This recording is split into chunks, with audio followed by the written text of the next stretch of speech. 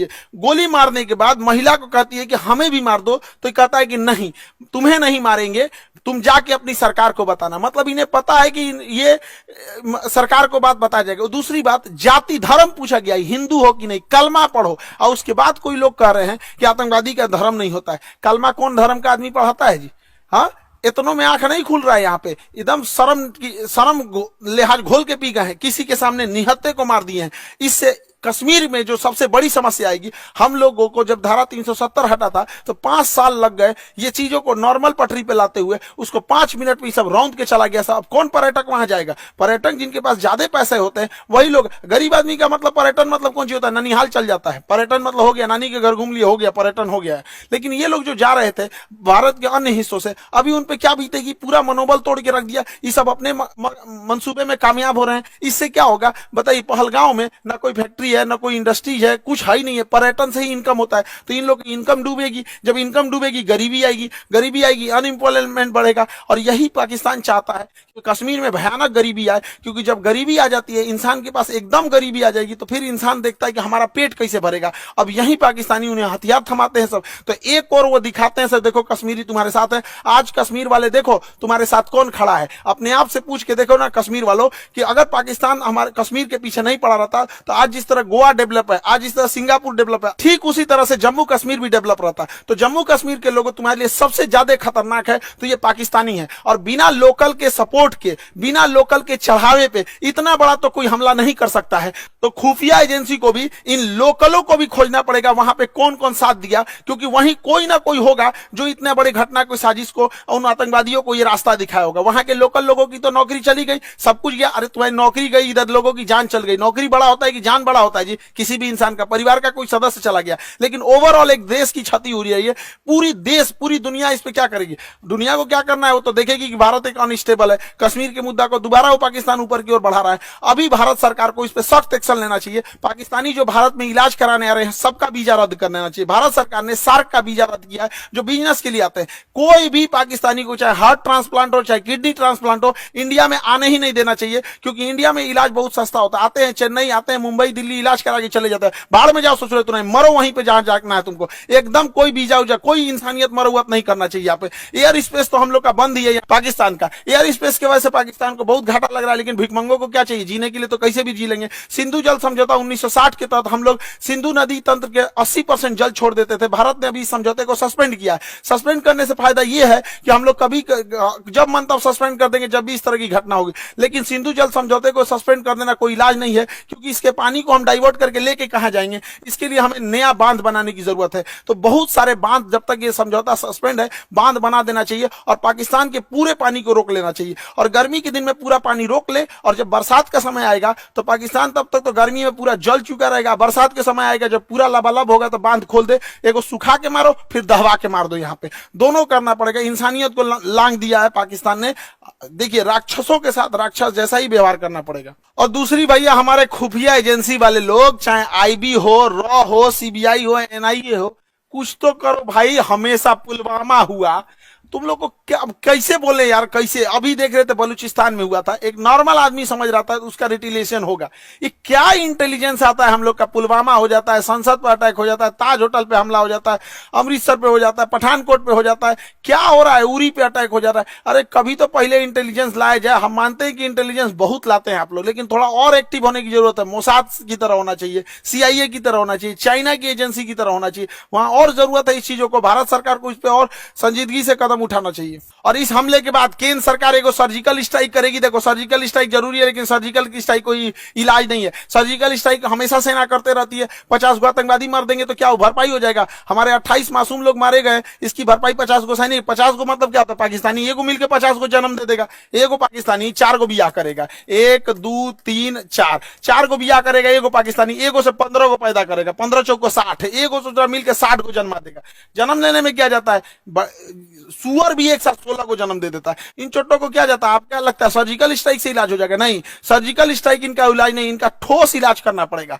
24 करोड़ लोग हैं पाकिस्तान में, जब 24 करोड़ को समझ में आएगा ना तब ये होगा। इन सब भूखे प्यासे मार देना चाहिए, नेवल ब्लॉकेज करना चाहिए। पूरे भारत के लोगों से कहते हैं अपनी सरकार पे इस बात दबाव बनाया जाए, ये पाकिस्तान है, इसकी जो यहाँ पर इसकी जो नेवी है, यहाँ पर ये वाला समुद्र में यहाँ नौसेना लगा के ब्लॉक कर दिया जाए। अगर हम नेवल ब्लॉकेज कर देते हैं तो इसकी पूरी सप्लाई लाइन कट जाएगी, पाकिस्तान कहीं से सप्लाई नहीं दे पाएगा नेवल ब्लॉकेज होने की वजह से। और पाकिस्तान के बाद जो पेट्रोलियम भंडार है बस 9 दिन का है, 9 दिन के बाद इसके पास पेट्रोलियम खत्म हो जाएगा। तो नेवल ब्लॉकेज लगने के कारण इसके पूरा पेट्रोलियम खत्म हो जाएगा और हम लोग कहीं ना कहीं ये लंबे समय तक ऊपर से यहाँ पे सिंधु जल समझौता सस्पेंड करके नीचे से नेवल ब्लॉकेज कर दे। और दूसरा क्या है कि आतंकवादियों को कहते हैं कि तुम लोग धर्म का नाम लेके यहाँ पे जो आतंकवादी घटना करते हो, यहाँ के रहने वाले लोगों को क्या होगा? और मुस्लिम समाज से कहते हैं कि एक अभी जो जुमा का दिन आ रहा है, फ्राइडे के दिन, वहां से भी यहाँ पे सारे लोगों को एक होने की जरूरत है, वरना हम लोग को या जो भी एक साधारण व्यक्ति है इन चोट्टो पाकिस्तानियों की गुनाह का सजा सबको मिलने वाला है। लोग क्या किस नजर से देखेंगे हम लोगों को,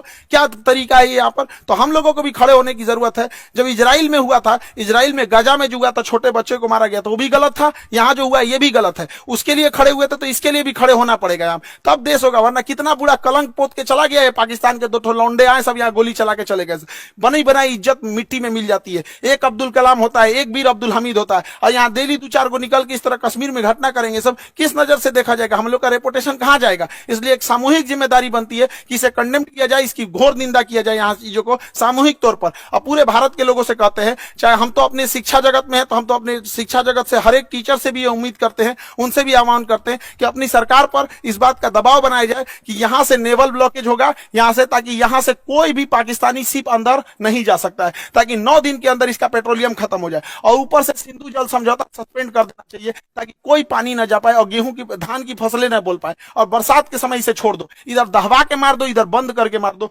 तब तक जब तक इनको समझ में नहीं आए। वरना ये जो है सब ना पागल हो गए हैं सब, इनका कोई इलाज नहीं है। मानवता की हद लांघ दी है सब। किसी का धर्म पूछ के मारा जाता है, किसी को इंसानियत नाम की चीज है कि नहीं? जिंदा है सब इंसानियत, कोई क्या सोचेगा यहाँ पे जी? पूरे कौम को बदनाम करके रखा है सभी पाकिस्तानी। अगर पाकिस्तान को मिटा दिया जाता आधा दुनिया शांति से सोएगा, कम से कम एशिया में तो शांति जरूर आ जाएगी। हम सरकार से भी आग्रह करते हैं कि सर्जिकल स्ट्राइक जैसे झुनझुना से पाकिस्तान सुधरने वाला नहीं है, इसको बेत मारना पड़ेगा।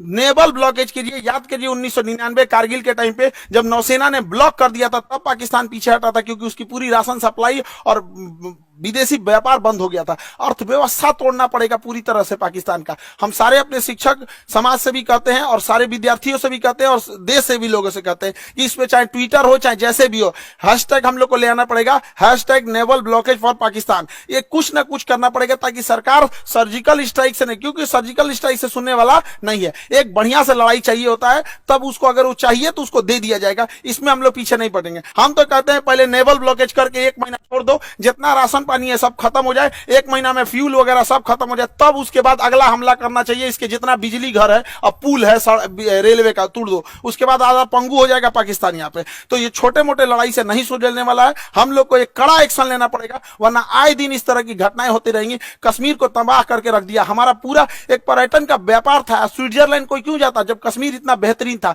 खुद कश्मीर के लोग सोच के देखो, तुम्हारा सच्चा दुश्मन कौन है? कश्मीरियों को बदनाम करने वाला कौन है? यही पाकिस्तानी। तुमसे तुम्हारा रोजगार छीनने वाला कौन है? यही पाकिस्तानी। अरे घर बैठे पर्यटक जहां होते हैं वहां पे लोगों की इनकम होती है। गोवा में जाके देखो, वहां के लोगों को घर बैठे इनकम हो जाती है। कोई स्कूटी रेंट पे लगाया, कोई होटल रेंट। ऐसे आतंकवादी घटना होगी तो क्या होगा? कश्मीर के लोगों से भी कहते हैं कि सामूहिक रूप से बाहर निकलिए और ये वहां पे विरोध दिखाइए, ताकि वो विरोध इस्लामाबाद, लाहौर, कराची तक दिखना चाहिए कि कश्मीरी भी इसके विरोध कर रहे हैं। अन्यथा इसका भुक्तभोगी सबसे बड़ा कोई होगा तो आप होंगे लोग। यहाँ पर कोई कौन भुगतेगा? जो लोकल लोग भुगतते हैं वहां पे अगर कोई घटना होती है तो। अब मारने की रही बात, हम लोग तो चुन चुन के मारेंगे लोग, चाहे किसी भी बिल में घुसे रहे लोग। 1971 मत भूलो, पाकिस्तान तुम्हारा एक टुकड़ा करके बांग्लादेश किए थे, अब अगला नंबर बलूचिस्तान का है। और सरकार से भी कहते हैं जिस तरह मुक्ति वाहिनी का खुला समर्थन करके बांग्लादेश बनाया गया था, उसी तरह बलूचिस्तान लिबरेशन आर्मी वाले को, बीएलए वाले भाइयों को, पूरे बलूचिस्तान वाले लोग को कहते हैं पाकिस्तान से अलग हो जाओ, हम तो आपके साथ हैं। जैसे मुक्ति वाहिनी के समय 1971 में साथ दिए थे, उसी तरह एक पाकिस्तान का दोबारा टुकड़ा होगा यहां से और बलूचिस्तान का निर्माण होगा। पाकिस्तान में जैसे इधर का निर्माण हुआ था, वरना अगर हाथ पे हाथ रख के बैठेंगे तो ये लाइचीदाना बराबर बांग्लादेश, जिसको हम लोगों ने जन्म दिलाया था, ये आज हम लोग को आंख दिखा रहा है, ये पाकिस्तान आंख दिखा रहा है। ऐसे हाथ पे हाथ रखने से नहीं होगा, यहाँ पर एक कड़ा एक्शन लेना पड़ेगा। ये आतंकवादी किसी के नहीं हो सकते हैं, इन्हें कोई अगर अपना समझता है तो सबसे बड़ा बेवकूफ है वो है, क्योंकि सांप पालिएगा तो काटेगा ही काटेगा, ऐसा नहीं है कि केवल आपके पड़ोसी को काटेगा।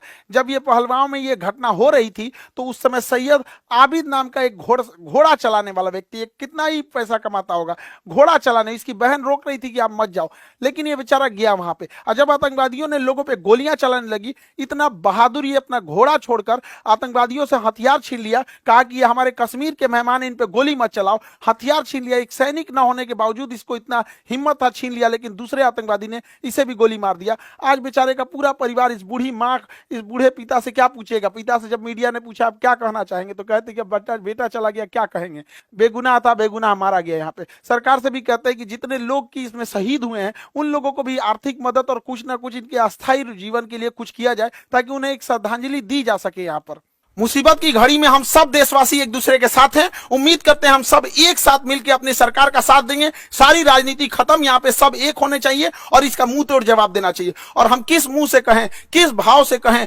जिनके यहाँ से किसी का भाई उजड़ गया, किसी के मांग का सिंदूर उजड़ गया, कोई बहन ने अपना भाई खोया, कोई महिला ने अपने पति को खोया, कोई बेटे ने अपने बाप को खोया, किस मुंह से कहें हम लोग, क्या दें उनको सच्ची श्रद्धांजलि दे। इस श्रद्धांजलि से क्या हम उनके परिवार का दुख लौटा सकते हैं? कभी नहीं लौटा सकते। तो कभी ना कभी तो इसे रोकना पड़ेगा ना। नासूर को छोड़ते जाएंगे तो और बड़ा जख्म होते जाएगा, इसलिए इसका इलाज बहुत जरूरी है। लेकिन जिन भाइयों ने अपनी जान गंवाई है, जिन लोगों के परिवार के अपने बिछड़ के गए हैं, दुख की घड़ी में पूरे देश उनके साथ है, लेकिन उनको सच्ची श्रद्धांजलि तभी मिलेगी जब इनका जवाब उनको मिलेगा, जब उन लोगों को जब उनके घर में भी ऐसे उजड़ेंगे, उनके घर से भी ऐसे आंसू बहेगी ना, तो उन्हें समझ में आएगा कि एक मासूमों पे, निहत्थे लोगों पे गोली चलाना कितना खराब होता है। अरे इतना कमजोर तो दुनिया का कोई नहीं होगा। यहाँ पे छोटे बच्चे भी लड़ाई लड़ते हैं तो कभी किसी निहत्थे पे नहीं मारते। कितना नीच गिर सकते हो पाकिस्तान, कभी सोचा नहीं था इस पर। आई होप कि सरकार इस पर कोई कड़ा एक्शन लेगी। जैसा होगा फिर आगे हम लोग देखेंगे। जय हिंद।